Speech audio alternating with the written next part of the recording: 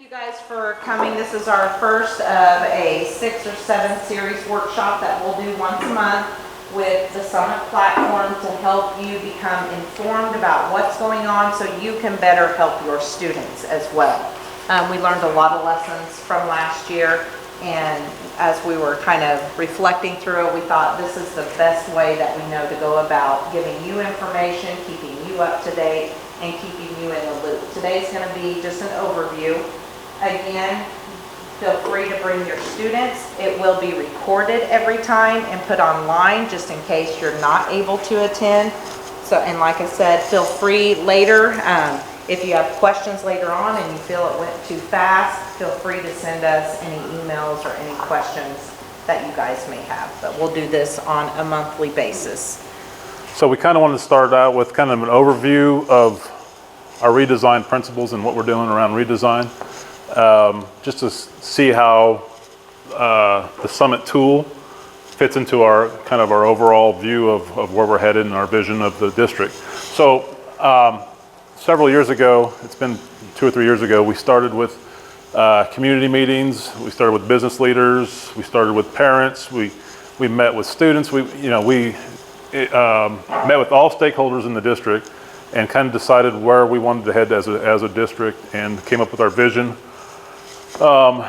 And so through that visioning process, we came up with where we wanted to head and where we wanted our school to look like in the near future. So we came up with this star. It's a 5-point prong of attack, I guess you can say, to increase basically our post-secondary success measures. Was where we felt like we had a weakness in our district.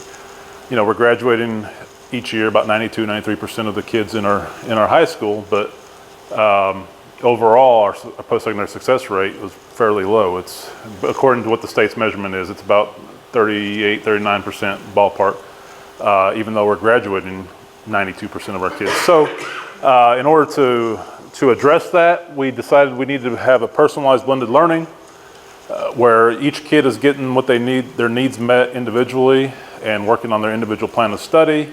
And like I said, the teachers are able to individualize the education for each kid. We also knew we had to focus on social-emotional piece, and we've been doing a lot of things around that.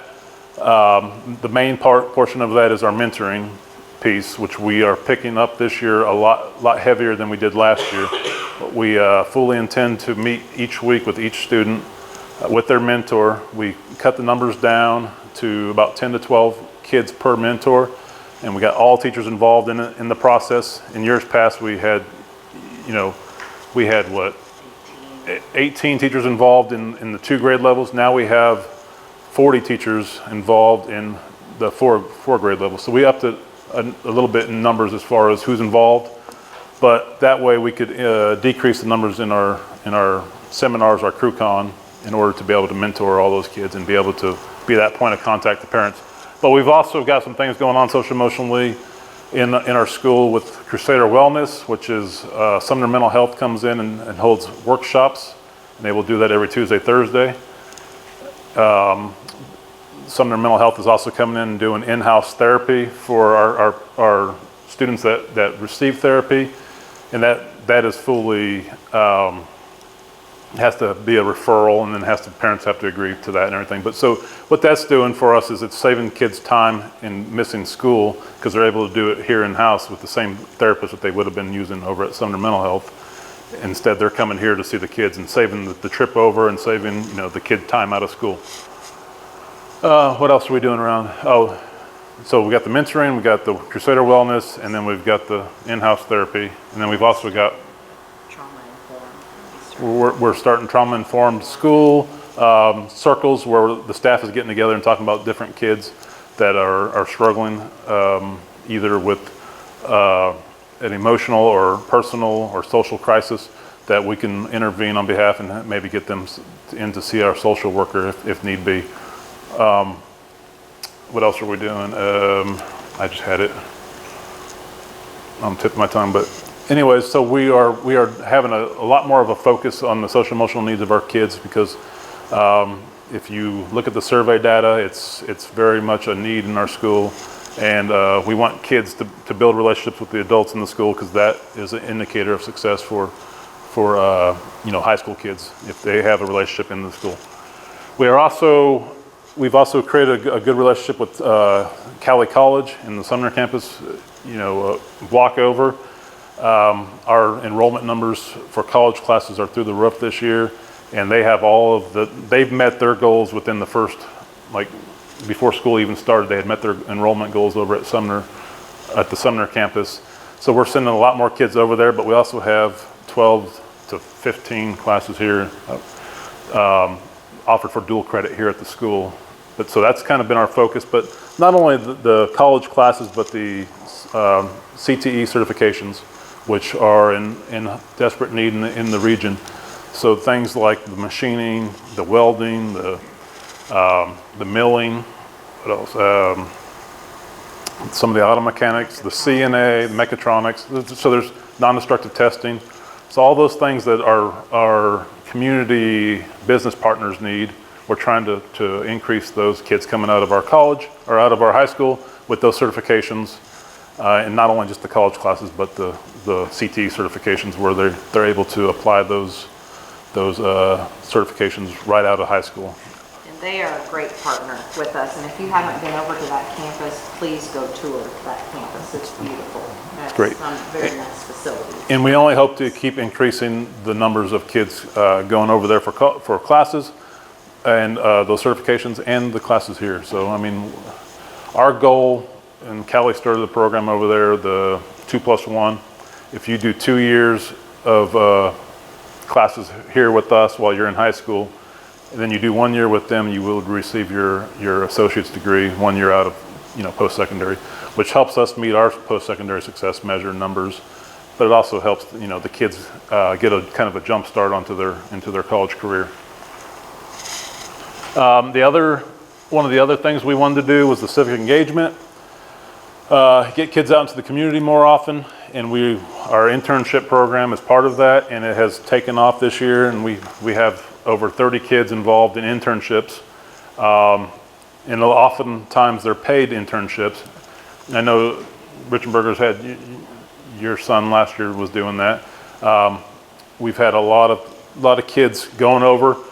So it's worked out really well that we had kids go over, take their certification classes in the morning, come, have some time off in between, and go to an internship and get paid in the middle of the day, and then come back and finish their English or government classes for those senior students, and then go to sports afterwards. So they were able to have a job, do sports, get their certification, and do all the things that they needed to do, and still, have time to do that, because they had a job during the day with their paid internship. So things like that are kind of the direction we're wanting to head with a lot of the students, that are into the certification programs.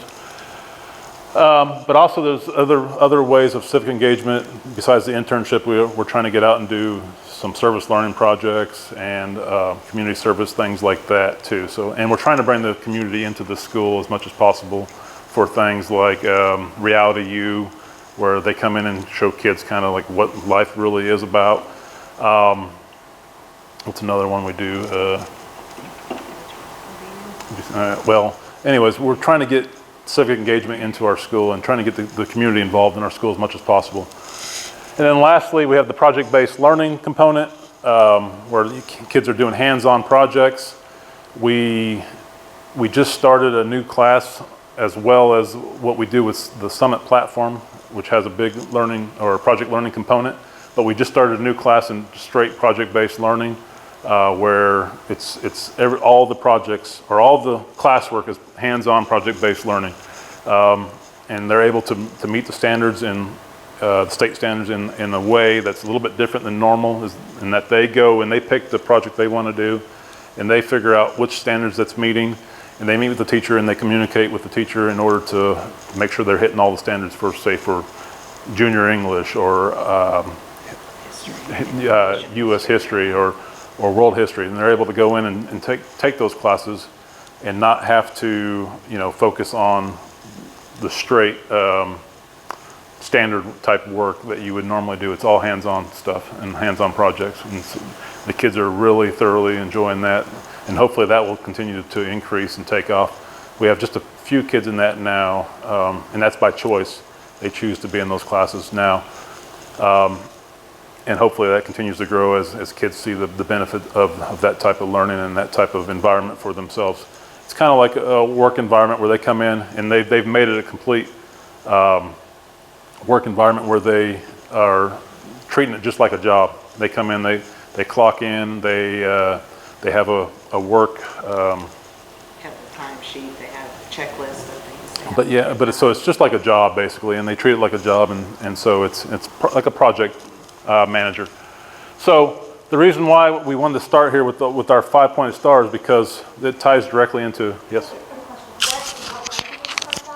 That's the juniors and seniors. For right now, yeah. Yes. Right now, we felt that's the best place to start. We want freshmen and sophomores to have a foundation right now. So we started with juniors and seniors this year. That doesn't mean that couldn't grow down the road to include freshmen and sophomore, because absolutely it can. We want this to be about choice. How do students learn best? And we want this to be an option and a choice for students. So we're looking at expanding that. We're just kind of seeing how it goes this year with our juniors and seniors before we kind of expand that avenue. So the reason I wanted to start off with our vision is because the platform that you're here to learn about tonight, the tool that we're using, Summit Platform, ties directly into our vision in that it hits at least three of our points on our star. It hits the project-based learning, the social emotional with the mentoring piece, and then the personalized blended learning, which is the online component of some of the self-directed component of the tool. So with that, I'm going to let Mrs. Smith take over and kind of go through the overview of the platform. Okay. I don't even think I need to wear this. Okay. When, as he said, as we were looking through things that are going to best fit our needs and our vision, we came across Summit. And we visited many schools, looked at some of the research behind it, and it just talked to many teachers, many administrators and students, and just felt it would be the best fit for our students. So with that, we have the student outcomes with Summit are cognitive skills, content knowledge, and habits of success. And we'll get into how each of those fit into the realm of your student learning. And the Summit learning components, there are 3 different components. We have project-based learning, we have self-direction, and we have the mentoring components. Those are the 3 big pieces within Summit that we're going to learn a little bit more about tonight. And then our school design. Each school that is a partner with Summit, they each have their own design. We created our own design of how that's going to work. Just like I'm sure you've heard, we have the flex days that we're doing, and that's where they're going to be doing a lot of their self-direction and getting one-on-one help, and we thought that's going to be the best fit for our school. So each school does their own thing differently. Again, we have the mentoring project, self-direction, mentoring. We are starting the one-to-one mentoring check-ins tomorrow. So within the next couple of weeks, you should be contacted by your student's mentor. So they have 2 weeks to make contact with parents and guardians regarding the student. We want to build a relationship. There should be a very strong relationship between you, your student, and the mentor. So if that is not happening and you do not have contact within the next couple of weeks, please reach out to myself or Mr. Buckendorff, and we'll be following up on that, because that is a huge component of this, is the mentoring. As I said, we'll be starting tomorrow with what's called connecting check-ins. At first, they just need to get to know your kids. So the first couple of weeks, they'll really get to know your kids. What are their interests? Because as they know their interests, their likes, their dislikes, they can more guide what they're doing and steer your student in the right direction. How do you learn best? What are your interests? How do we take those interests into play, into your learning? After the connecting check-ins, it's what's called a progress check-in. And that is where they're going to meet with your student weekly, look at their goals, look at their grades, look at where they are, and kind of guide them where they need to be. If they're behind, they should be reaching out to you as the parent as well. So we want to kind of nip that in the butt before it gets, 9, 10 weeks down the road and we find out that they're not doing so well. So that constant communication is something that we're looking for. That's, like I said, a big piece that we're really trying to hone in on this year, and it is a weekly check-in. So they should be meeting with their mentor weekly. If something happens and we have a 4-day week, or say maybe the teacher was gone, they will make that up that next week, but they should never go more than 2 weeks without meeting with their mentor. That is something that we've stressed with our teachers, so they know the importance of that. Projects, we talked about there being projects. Monday, Wednesdays, and Fridays. That is the focus and the goal behind their lessons on Monday, Wednesday, and Friday is projects. They're doing a lot of direct instruction. They're giving them the foundations to start those projects and kind of go off and go in groups on that Tuesday and Thursday so they can work on them. But this is the time for direct instruction and where they're going to apply the content that they've learned. So they're going to get content skills, and we're going to talk about that in a little bit. This is where they're going to apply that content, is in the projects. Projects are worth 70% of their grade. So it is a large portion of their grade. And the reason behind this is because anybody can look up information. I have my phone. I can look anything up in Google that I want to. But to be able to apply that and to be able to problem solve and have the real world, real life connection there, that's what's important. In the projects, they'll be working on cognitive skills, and we'll touch base on that a little bit later too. But just know projects are 70% of what they do, and that's a large part of what they're doing Monday, Wednesday, and Friday with direct instruction, with the teacher giving direct instruction on that. Self-direction. So we talked about self-direction. In order to have mentoring be very successful, that teacher is going to have all of CrewCon time Monday, Tuesday, Thursday, and Friday. I know you guys, are you guys familiar with Crusader Connections? And that's where they meet with their teacher during 5th hour on Monday, Tuesday, Thursday, and Friday. And the teacher and the student will be mentoring while all the other students are doing self-direction. Self-direction can look very different. It's about setting goals. It's about making a plan. It's about studying. So they have playlists that they go through, and that's when they study. And that is what they do specifically during that time if they're not being mentored. Another part of self-direction is Tuesdays and Thursdays when they have those flex days. Goal planning is very important. You guys know that I can't just wake up and just show up and magically think everything's just going to happen. I have to have a plan. I have to have a goal. I have to have time management. So we're trying to teach them to set a goal, prioritize, have some time management. So Tuesdays and Thursdays, they meet in their CrewCon for the first 20 minutes. They look at their flex schedule and they decide, where do I need to go today? So they have access to all of the teachers' schedules. On the schedules, it may be a lab. So they know that there are 4 different opportunities to attend that lab.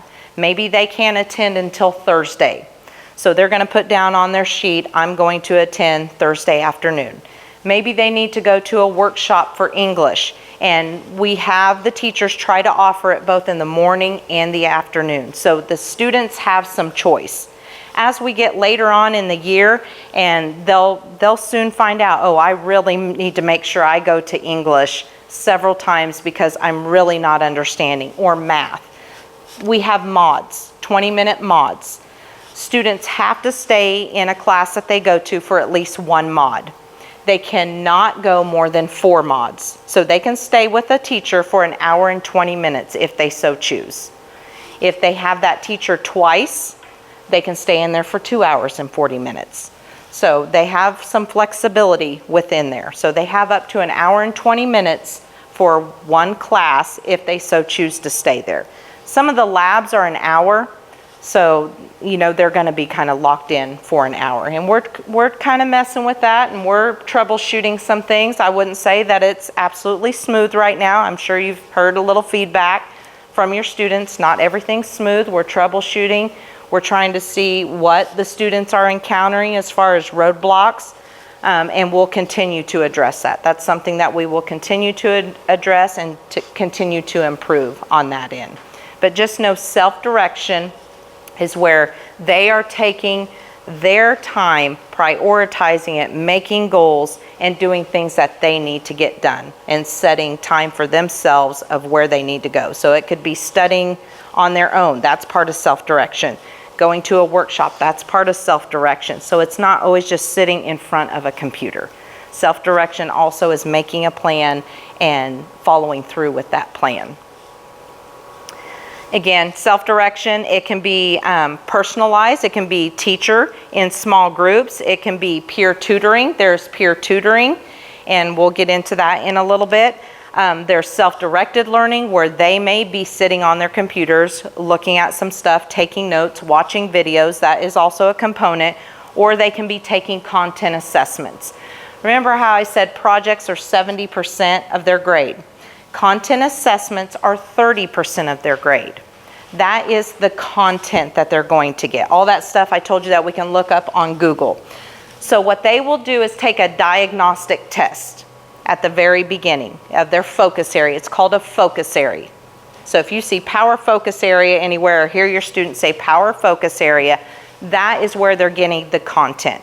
They take a diagnostic and it tells them what they got. If they did not score well, it will tell them what areas they did not score well in. Then below, it gives them several objectives. So let's say I didn't score well in objective 2 and 3. I'm going to want to go to objective 2 and 3 and look at the resources there.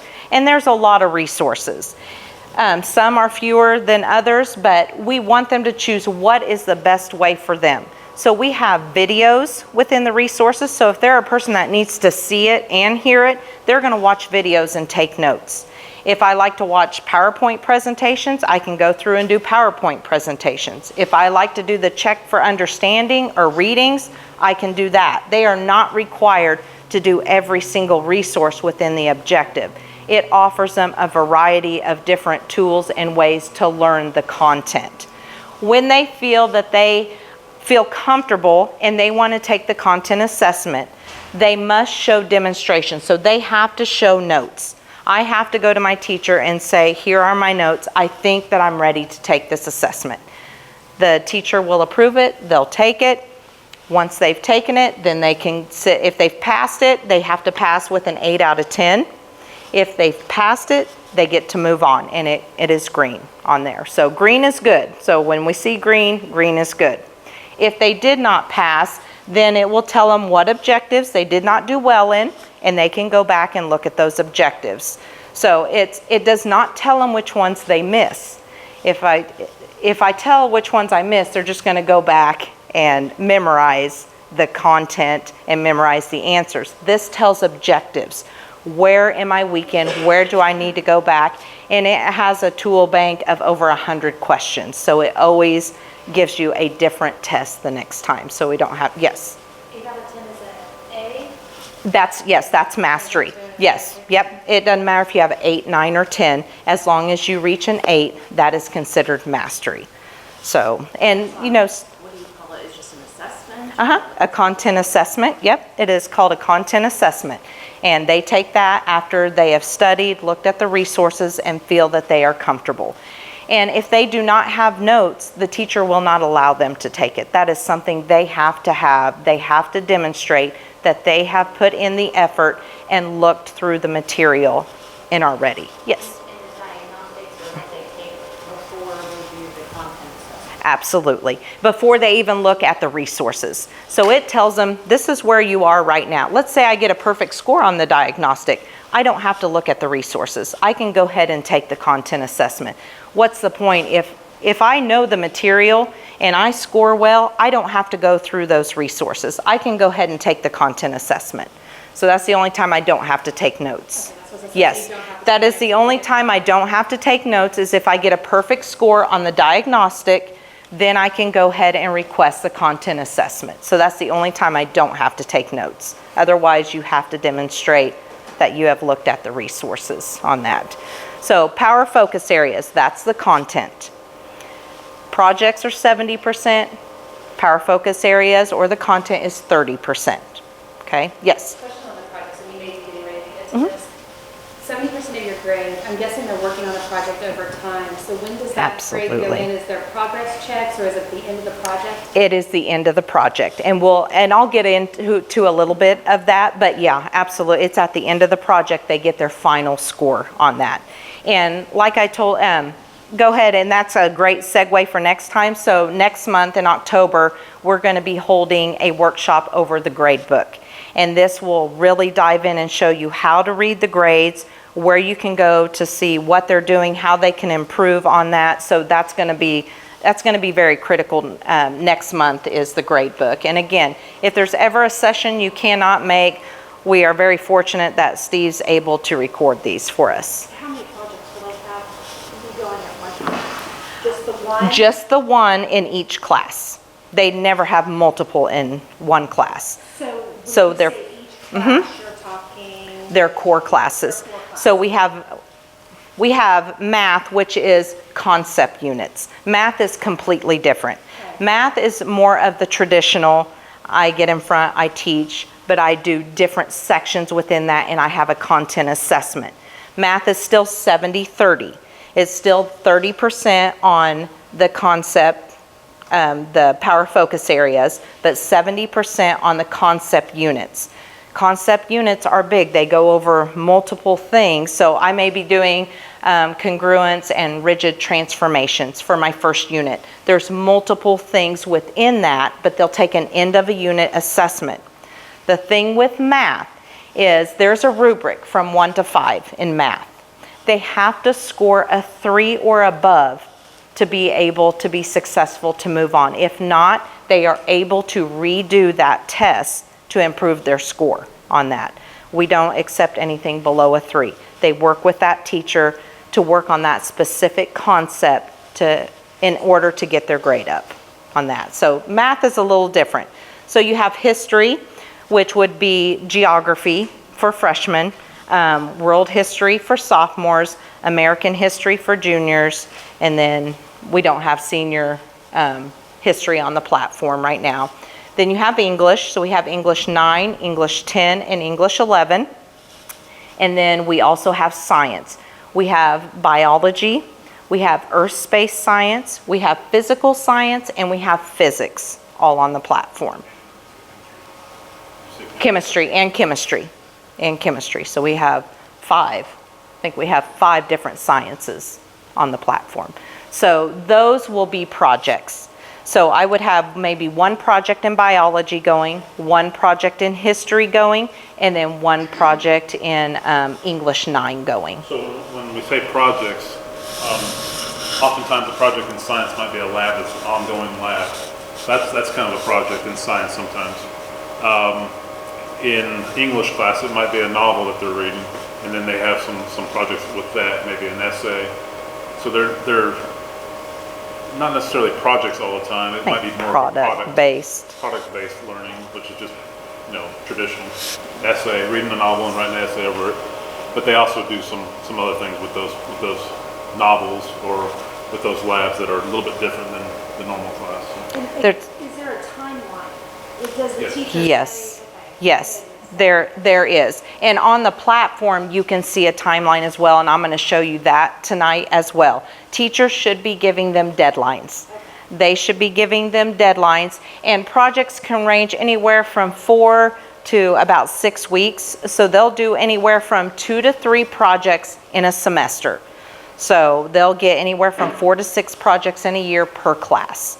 Math concepts are a little different. Again, they're not projects, they're concept units. And we'll get into the platform so I can show you how you can see that, and you can see due dates in there as well. And for each project, there's normally 2 or 3 PFAs that are tied to that, the content portion that is tied to that project. So it's usually projects with specific power focus areas. So if it's something they're doing in English, the 3 or 2 or 3 PFAs that they're happen to be working on about the same time on their own, the self-directed learning, will probably tie directly into the project that they're working on too. So the content is necessary to do the project oftentimes. Yeah. again, we talked a lot about the self-directed learning cycle. We want them to be able to set goals, and from those goals, we want them to be able to plan. I don't know if they came home and talked about the onboarding that we did for those couple of days. We had them do a lot of setting goals and planning for a day, planning for a week, planning for what they're going to do. We're not necessarily looking at the big picture right now. We're looking at what we need to tackle right now, because it's so hard for them to conceptualize, oh, this is what I have to do for a year. We want to know, okay, here's my goal for this week. How am I going to get that done? What are those steps? So they did a lot of goal planning. They did setting goals. They did a lot of planning. Then they did some focus areas. So they went through and they took notes, and they did a great job. Most of you are freshman parents in here. They did a wonderful job. They were good. I mean, they were taking notes and they were kind of collaborating with each other on that. So they've been through these steps. Then they demonstrated their knowledge. They tried to take a focus area. Some of them passed, some of them did not, which is completely okay. We didn't start moving the line until Tuesday. When I say that, I mean there is a line pace that you'll see. And we didn't start that till September 3rd because we wanted to have that time for them to do onboarding and to get familiar with everything that they needed to do. And then they're going to reflect. Okay, maybe I didn't pass. Let's look back. What could I have done differently? And let's make a new plan. Because maybe what I'm doing is not working. Or maybe that plan is, okay, I know that I have a flex day coming up tomorrow. Maybe I need to plan to go in and see that teacher and get one-on-one help. So that is the process that they go through on that.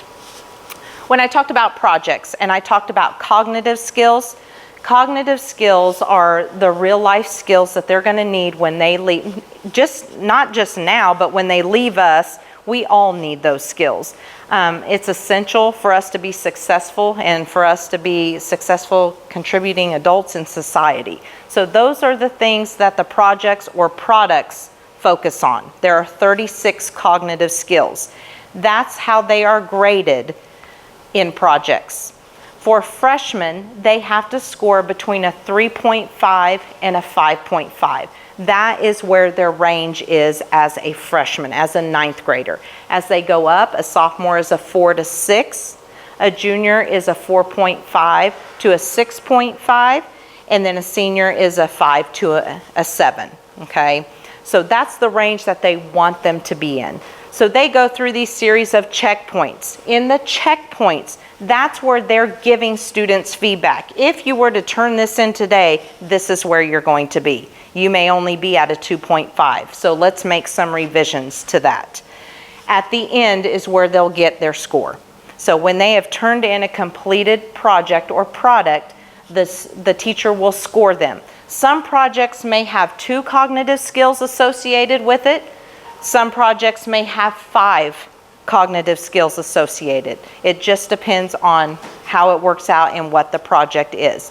At any point in time, they can go back and revise that. The whole point is to make sure that they grow and they're developing these skills. A lot of the cognitive skills that they may see in the first project, they may see again in project 3 and 4. So they have another opportunity to increase that cognitive skill. So let's say, what are you working on English 9 right now? Which project? The dangerous game. So let's say argumentative claim and textual analysis are 2 cognitive skills. So let's say, and I know you won't, but I'm going to hypothetically say that she scores a 2.5 on argumentative claim and a 3.5 on textual analysis. But later on, when they do a mice and men later project over that, maybe she has an opportunity to do textual analysis again and she scores a 5.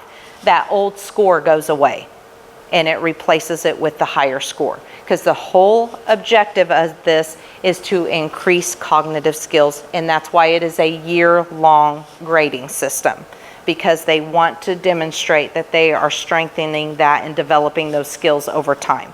It's not something they're going to get in 2 months. They give them 9 months to develop those skills. Here are the 36 cognitive skills. Textual analysis, products presentations, inquiry, analysis and synthesis, speaking and listening, and they actually have developed a few more on speaking and listening this year. Composing and writing and using sources. So, and these span across all of the content, whether it be history, whether it be science, whether it be English.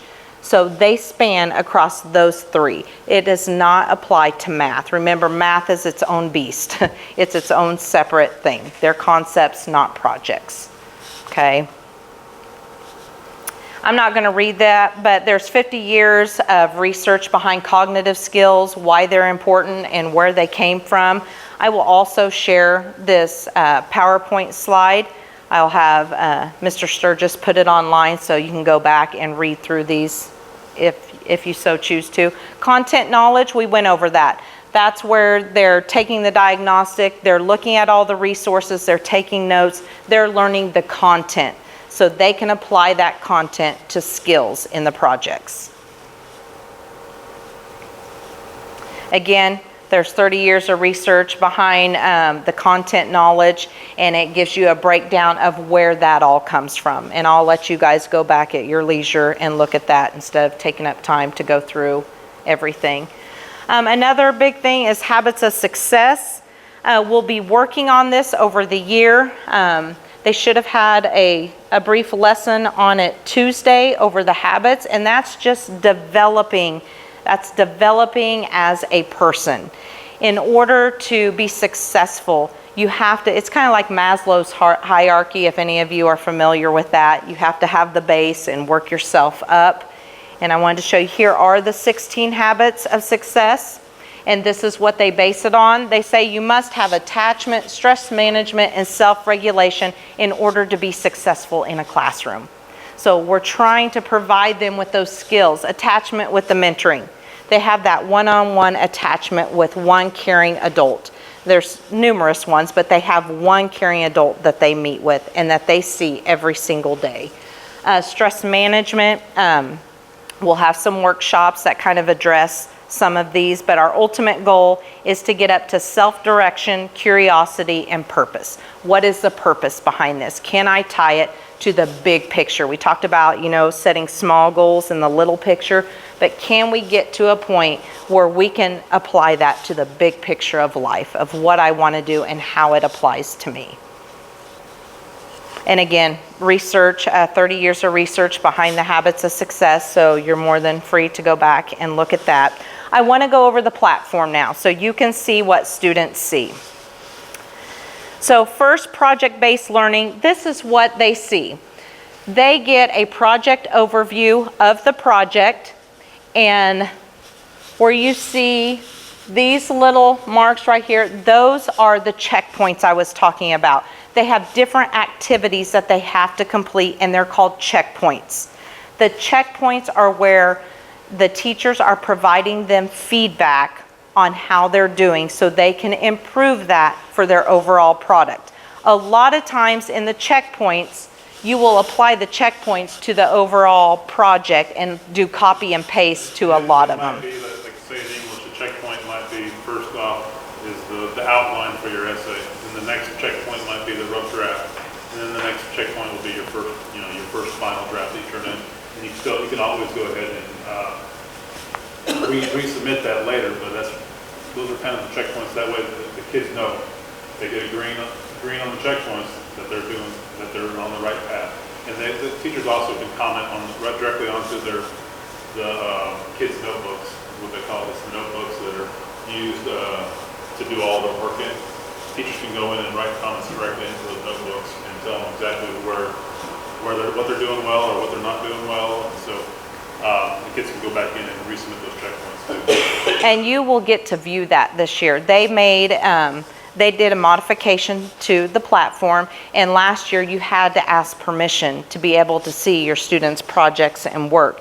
This year they have them in notebooks, so when you log on as a parent, you can actually see the work now without requesting permission.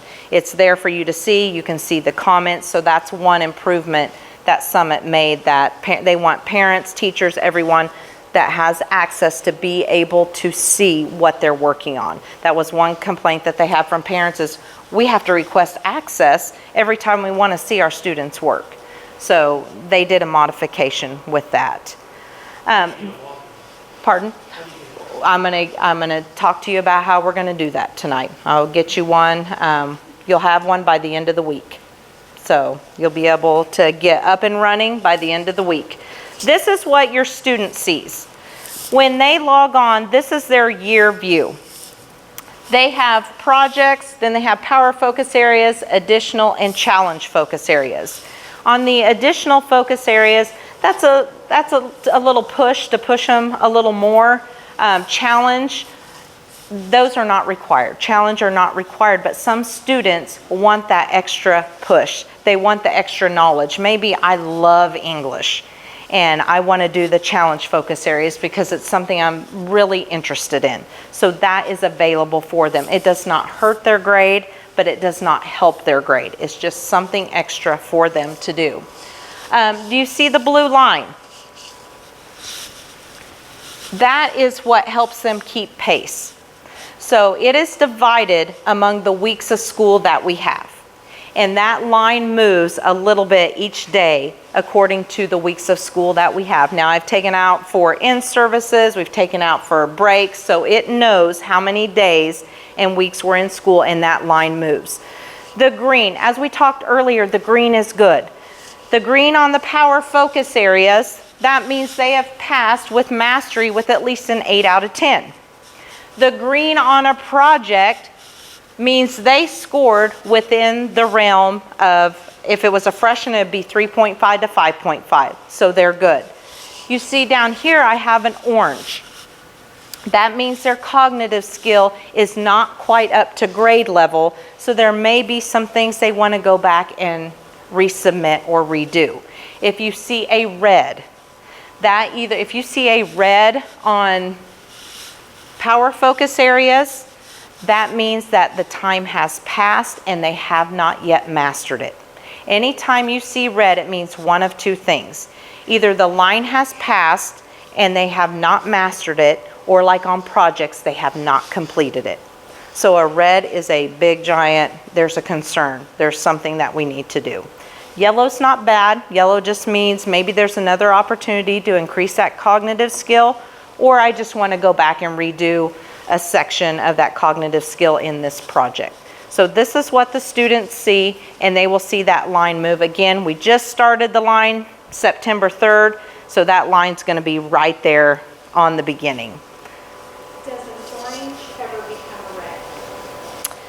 No, an orange never becomes a red. No. An orange suggests that the project's done and it's turned in, but maybe the cog skill is a little low. They can go back in and fix that, but Yes. it doesn't turn red because it's actually done. They've done it. It's just The only place you'll see an orange is on the project. Okay, and Yeah. that, and they're not scoring between a 3.5 or 5. That's correct. sort of below. That's correct. They score below that. That's correct. Yes. Yep. And if it's red, they can't. Yes, they can. Absolutely. Yes. They can always go back. If it's red, that usually means it hasn't been completed. In most cases, with power focus areas and with projects, it's not completed. Absolutely, we want them to get that done. And that's where they're going to have to learn the time management, and that may be a point that their CrewCon teacher guides them. Hey, you're behind in this. I'm going to choose where you go on Tuesday and Thursday until you get caught up in this area. So there is going to be a little direction and guidance right now. Since we've just started, you know, nobody's behind at this point because we did just start. So there will be some direction, there will be some guidance as the year goes on with that. Mentoring, when they log into mentoring. So again, that's going to start tomorrow. When students log in and it's time for their mentoring, it will let them know. it'll say, you have a mentoring session tomorrow, you need to prepare for it. And it will ask them a series of questions. So they've kind of increased the mentoring part of it also this year. So it asks them a series of questions, and it asks them to reflect on their goals. So that gets sent to the mentoring teacher, and that mentoring teacher then plans for their conversation that they're going to have that following day. So when they come up, they will have anywhere from an 8 to 10 minute conversation every week, and they'll focus on, okay, let's look at the things that you've done this week. And a lot of times they'll reflect on, okay, why were you successful in this? I noticed that you passed this with a 10 out of 10. What made you successful in this? And those things that they didn't get done, why? And it's not telling the kids, oh, you didn't do this, or maybe you need to do this. It's not giving them the answers to things. It's getting to the root of the issue. Tell me why. Let's reflect. Why do you think you didn't do well? Well, maybe they didn't take very good notes. Maybe they didn't go in on a flex day to get help from that teacher. And so they need to kind of replan things that they need to do. So again, mentoring will start tomorrow. Not every kid will get seen this week. So within the next week, every student should be seen. Okay? And again, teachers should be making contact within 2 weeks. If not, please notify us. Now, will we only hear from the mentor if there's problems? Nope, Okay. you will not. Tell me that again, what Okay. is that? So they're going to contact you within the next 2 weeks. We have, discussed many issues. We don't want to just call home when there's a problem. We don't want you to make contact when there's a problem. They are the bridge between each other. We want you to be informed in everything. So let's say something's going on, there's an event happening and they want to call home to tell you about the event. Or maybe they did a project and they showcased their project and it was awesome and they want to tell you about it. So you are their main contact, that mentor and you, and that relationship should be built. Of course, they're going to contact you if there are problems, but we're hoping that they reach out to you for more than that. That has been the expectation, that we really want to keep those lines of communication open this year, and we really want to develop that relationship, because it's going to take all of us to make sure that your student's successful. So if they make this contact, or does that mean we're still going to have to have these conferences? Absolutely. Yeah, student-led conferences, absolutely. That will not change. We will still have student-led conferences. And by that time, you'll know your mentor so well that yeah, absolutely. We'll still do that twice a year. I wanted to actually, sure. They will have the same mentor. We did have to change up mentors a little this year, only because we wanted to reduce the class size. Some class sizes were 18 students, and that was just too large. We figured out last year that's too large. You can't see every student and on a weekly basis and be efficient and give your time. So that's why we lessened it to 12 to 13. Well, some of them have 9 or 10. It just depends. But from here on out, they will stay with that mentor from here until they graduate. So, the seniors that graduated last year, they were with the same CrewCon teacher. It wasn't the same premise, but most of them were with that same CrewCon teacher since freshman year. So they will. I do want to take you to the actual platform. And I'm going to take you to somebody that is behind. Hey, when will those mentors have time to contact? They'll either do it in the evenings, they can do it on their plan time. So every teacher has a 45-minute plan a day, so they can contact you during that through an email, possibly in the evenings, maybe leave you a message and try to touch base with you that way. And they may establish contact and say, hey, what is the best way that I can reach you? What is going to be the best method of contact? Is it going to be a phone call? Is it going to be an email? What do you prefer? The one thing that, we do, we don't really encourage our teachers to give their cell phones out just for, obvious reasons. So it probably won't be a text unless it's something they feel comfortable with. If they feel comfortable doing that, then that's fine. But we aren't promoting, oh, hey, give out your cell phone number. But if it's something they feel comfortable with, then that, by all means, that's fine with us on that. This is what a student sees when they first log in, okay? And these are goals that have been set. So they set a goal, 2 goals for Wednesday, and they set a goal for Friday. Notice they are blue. Blue means they have not met that goal yet, okay? Once they have met a goal, they are to check it off, and it becomes green. You see how it became green? If you see green on their week page, that means they've met that goal. Blue means they have not met that goal. For your student, I want to see why. Sorry, I'm wondering why it's, on the side they have tabs. This is the week view. The week view is where you can find their goals that have been made, okay? Then you have the year view. Remember that line that we talked about? That is in the year view. This is a student that's, and this is a demo, so this is not a real student we have, but this is a student who is severely behind. So I can see here, as I hover over it, he did not do so well on the cognitive skills, and it kind of tells you in the checkpoints, he got 3 orange, which were below cognitive skills, a red, which was really far below. Like you need to immediately revise that. And then a green. So you can always hover over it and see what it is. On this next one, do you see how I'm hovering over the blue and it says due on November the 1st?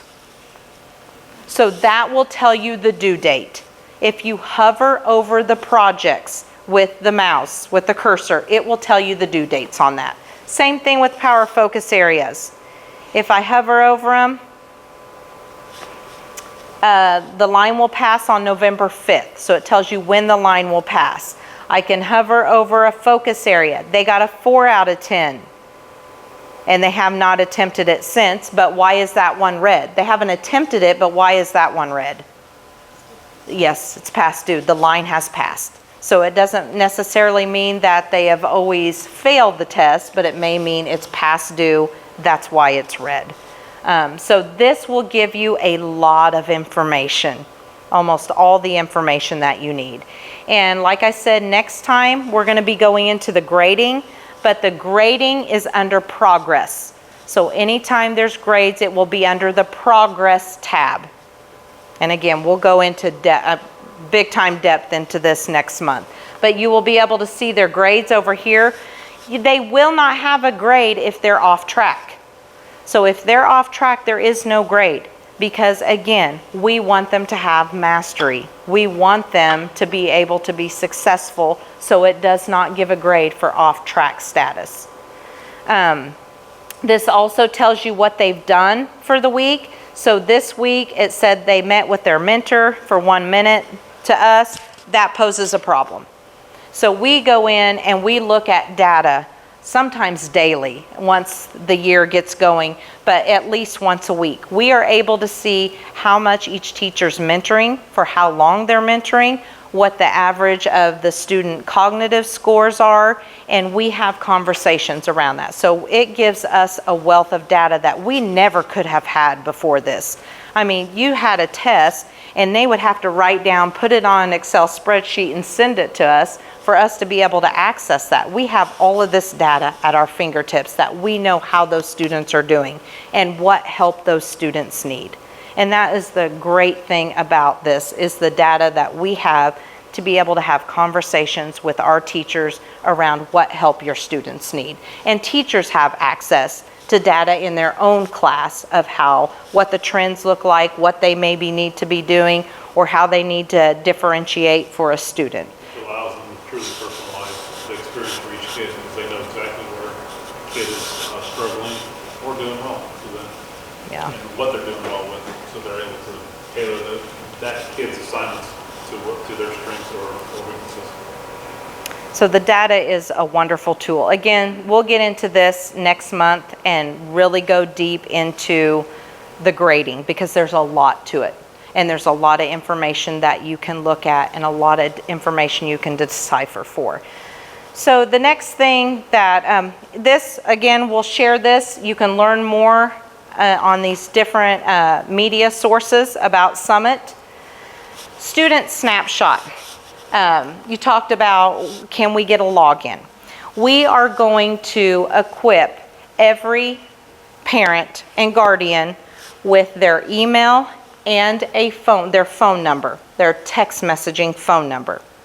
I'm putting this out there now, and this will be on the website because we will do this. If you tell me tonight you want it, I can go ahead and go forward with it. But we will wait on it for a week so that people can see. We'll put the message out. Those that are on the Summit platform, we're putting in your email and one of the cell phone numbers, okay?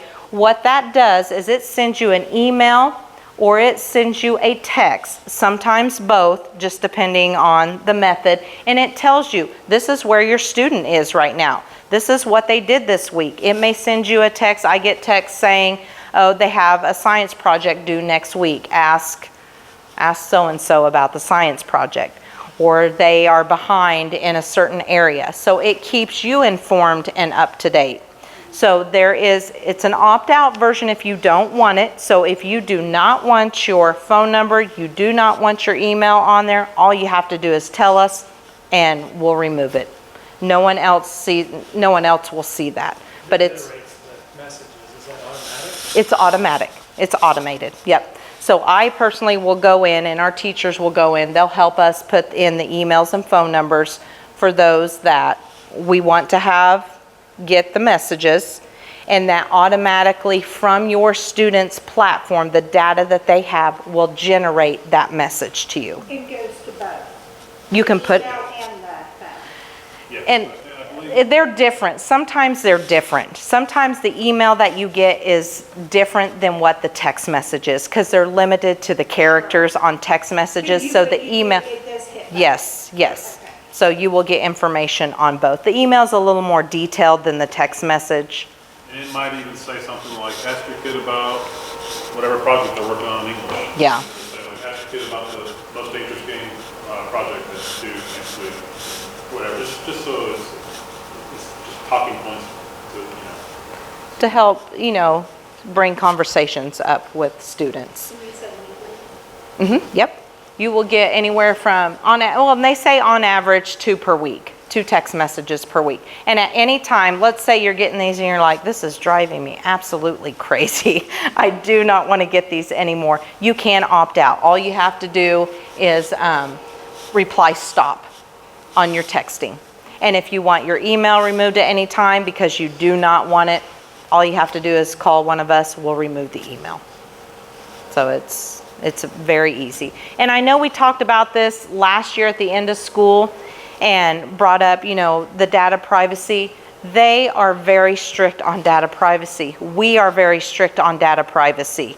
And we have to follow federal guidelines. I mean, they have to follow federal guidelines. There's no way out of that. You will not get any third-party text. You won't get any third-party solicitation. It does not happen like that. So that is something they take very serious. So that's not something you have to worry about. Oh, I have not had one issue with my own kids texting or email, and I don't think you have either. So, that would be against the law to do that. So, I know I try to keep these to an hour. Again, I think we're right at. So we have a couple minutes. If there's anything that you need answered right now that we can answer, we'd be happy to answer. Again, we'll hold these monthly. The grade book one is a very good one to come to. And if you can't, online is a good That's probably option. one of the most important ones, I think. Is that way you know exactly how to read your kids' data and how to help them in each class.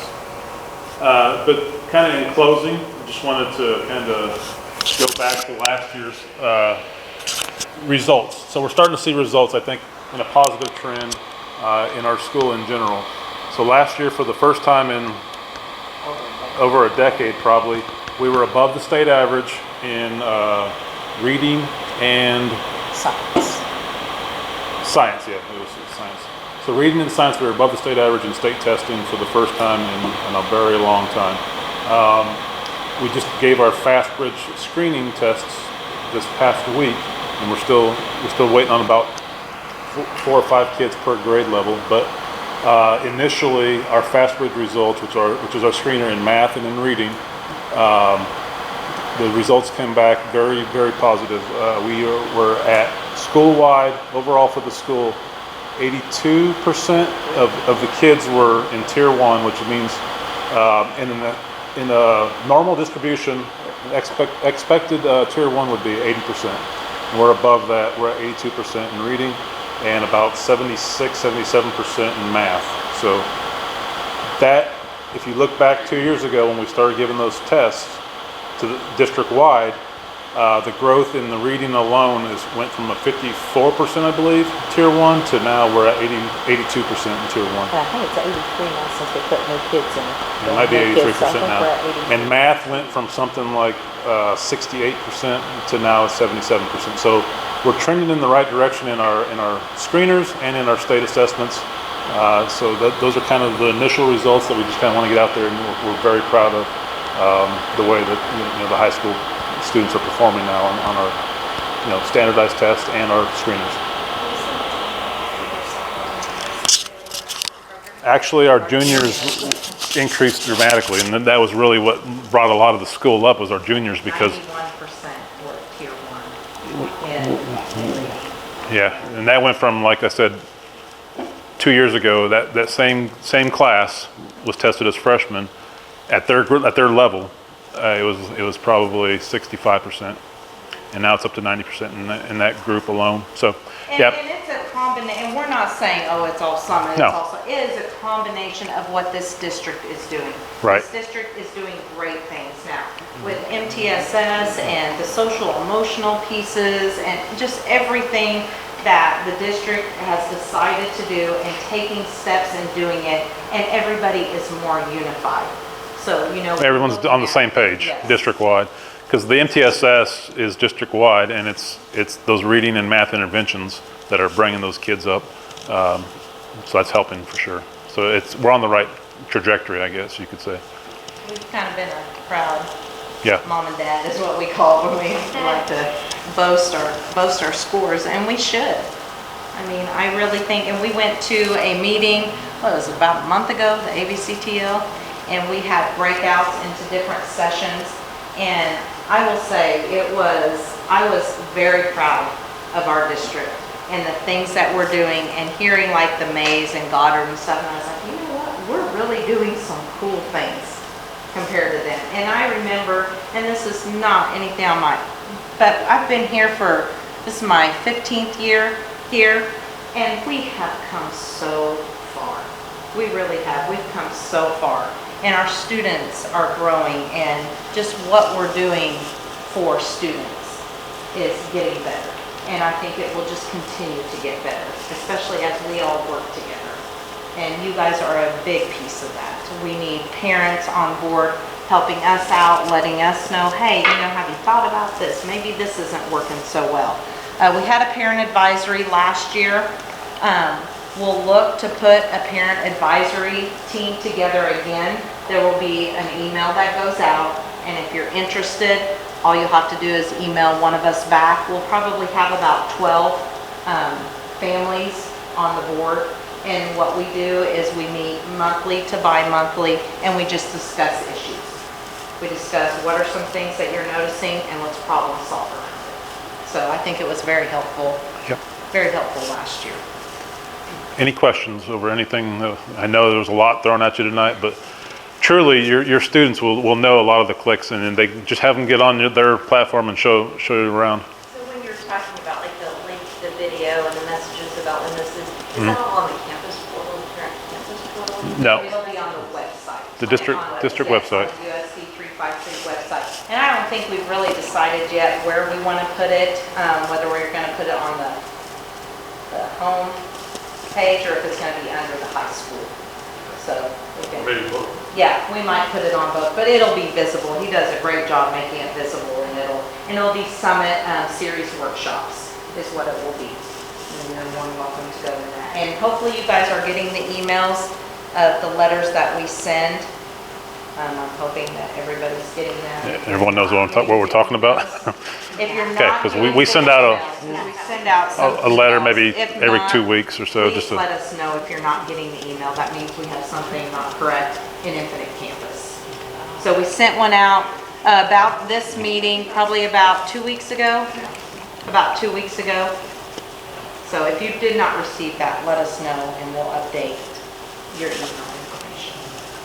So will we log into the summit from our, yeah. So Yes. once the teachers go in and put in all the emails, you will get an email prompting you to go on and set up the account. it'll be separate from the Infinite Campus? Yes, Yes. it'll be, And it's super easy. It's just using your email, clicking on something, bringing it up. The first time takes the longest, but after you get it set up, all you do is click on something, you're on, and you can look at anything on there. you can see everything that your kid can see. But we will send out a letter tomorrow letting everybody know that we are doing the snapshot, everybody that's on the platform, in case they do want to opt out and not share their information. So if you know you're definitely one that wants to share, just shoot me a quick email and I can get you on really quick. With that, there's no further questions. We're done, I guess. Thank you guys very Thank you. much for coming. Have Yes. a great rest of your week.